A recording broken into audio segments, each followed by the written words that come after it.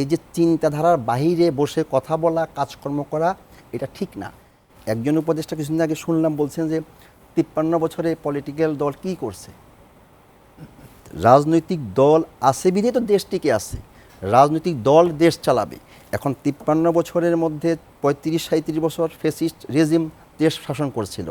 এই যে অন্যায় অত্যাচারগুলি করেছিল, দেশের লুণ্ঠন করে নিয়েছিল, আমাদের বিএনপির মহাসচিব বলেছিলেন 16 বছরে $280 বিলিয়ন পাচার হয়ে গেছে।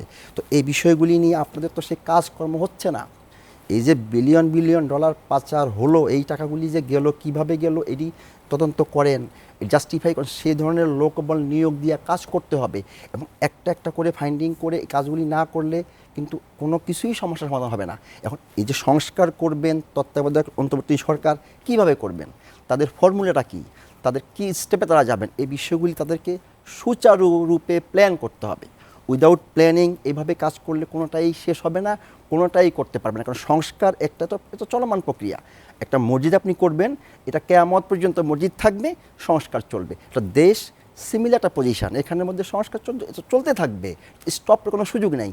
সো এই জিনিসগুলি সাঈদ হত্যা বলেন, যারা হত্যাকাণ্ড ঘটে সংকলন করেছিল প্রায় 2000 এবং বিএনপি সময় থেকে গুম খুন, হাজার হাজার 60 লক্ষ নেতাকর্মী গ্রেপ্তার হয়েছিল, হত্যা করা হয়েছে। এই যে বিচার ব্যবস্থাগুলি, এগুলি কোনো স্টেপ কিন্তু নেই, এগুলি নিয়ে মাথা ব্যথা নেই। এখন যে ক্ষমতা থাকবে সে আসলে ইতিহাস ভুলে যায়। যে ক্ষমতা, এই চেয়ারটার মধ্যে কোনো একটা সমস্যা মেবি আমাদের তৃতীয় বিশ্বের মধ্যে, কিন্তু এটা কিন্তু ওয়েস্টার্নে আপনি এটা পাবেন না। আমার যদি কোনো ফল্ট হয়, কেউ যদি আমার বিরুদ্ধে বলবে, ইনস্ট্যান্ট তারা পদত্যাগ করছে।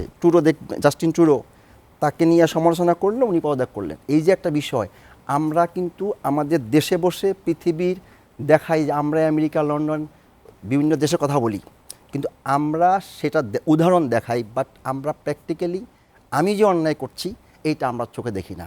আর আরেকটা সমস্যা হলো, চেয়ারে বসে যে বসবেন উনি তার ভুল কখনো দেখতে পাবেন না, দেখেনও না, এবং দেখার চিন্তাও উনি করেন না। এটা হলো বড় সমস্যা। সেই কারণে আমি মনে করি অবশ্যই আবু সাঈদ সহ যারা দেশের জন্য প্রাণ দিয়েছিল, যাদের রক্তের বিনিময়ে আজকে গণতন্ত্র প্রতিষ্ঠা হয়েছে, দেশ আজকে স্বাধীন সার্বভৌমভাবে বিশ্বের মানচিত্রে মাথা উঁচু করে দাঁড়িয়ে বলতে পারছে আমরা স্বাধীন দেশের, আমরা ফ্যাসিস্ট রিজমের বিরুদ্ধে আন্দোলন সংগ্রাম করে ন্যায় বিচার প্রতিষ্ঠা করব, সেটা করতে হবে এবং এখনই সময়।